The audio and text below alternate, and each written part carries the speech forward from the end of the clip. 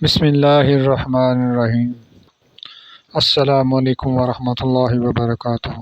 آج کا میرا موضوع بہت اہم ہے ان لوگوں کے لیے جنہوں نے اپنا کام شروع کیا ہے یا وہ شروع کرنے کا سوچ رہے ہیں۔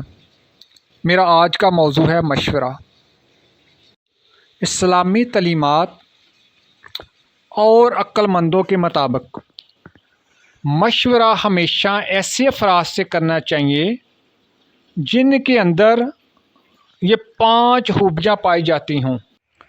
نمبر 1، عقل مند اور تجربہ کار شخص۔ جب بھی آپ نے کسی سے مشورہ لینا ہے، کاروبار کے حوالے سے یا اپنی ذاتی زندگی کے حوالے سے، تو آپ نے اس شخص سے مشورہ لینا ہے جو عقل مند ہو اور تجربہ کار ہو، جو حالات کو سمجھے اور صحیح فیصلہ کرنے کی صلاحیت رکھتا ہو۔ نمبر 2، دیانتدار اور ایماندار شخص۔ آپ نے جب بھی اپنے کاروبار کا مشورہ لینا ہے تو اس بندے سے جو سچ بولے اور آپ کے فائدے کی بات کرے، نہ کہ اپنے مفادات کی۔ آپ نے ایسے شخص سے کبھی مشورہ نہیں لینا جو صرف اپنے مفادات کی سوچتا ہو اور آپ کے بارے میں وہ نہ سوچے۔ نمبر 3، مارکیٹ کا علم رکھنے والا۔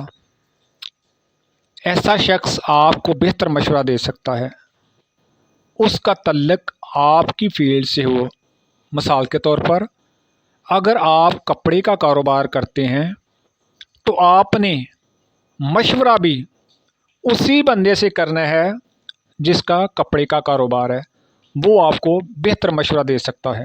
جس کے پاس مارکیٹ کا علم ہی نہیں ہوگا اور وہ نہ پریکٹیکل ہوگا، یعنی کہ اس کے پاس کوئی پریکٹیکل تجربہ نہیں ہوگا، تو وہ آپ کو بہتر مشورہ نہیں دے سکتا۔ مشورہ تو آپ کو وہی اچھا دے گا اور بتا سکے گا کہ پروڈکٹ کس طرح بیچنی ہے، کب اس کو لانچ کرنا ہے۔ نمبر 4، مشورہ دینے والا نیک اور پرہیزگار ہو۔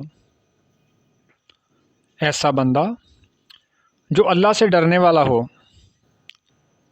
وہ آپ کو غلط یا نقصان دہ مشورہ کبھی نہیں دے گا۔ نمبر 5، وہ آپ کا خیر خواہ ہو،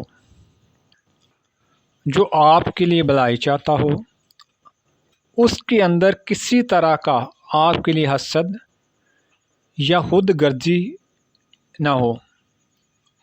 وہ آپ کو جب آپ اس سے مشورہ کرتے ہیں تو آپ کو اچھا مشورہ دے گا، نہ کہ برا۔ وہ آپ کو ہمیشہ وہ مشورہ دے گا جو کہ آپ کے لیے بہتر ہو، آپ کے کاروبار کے لیے بہتر ہو۔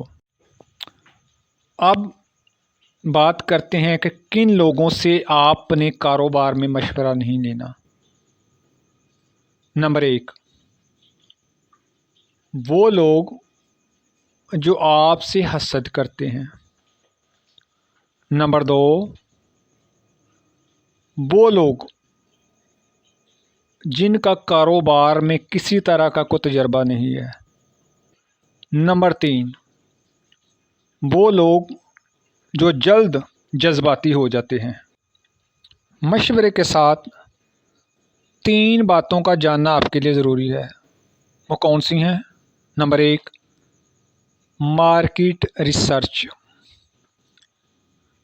مشورے کے ساتھ مارکیٹ کا ڈیٹا بھی آپ کو دیکھنا ہوگا۔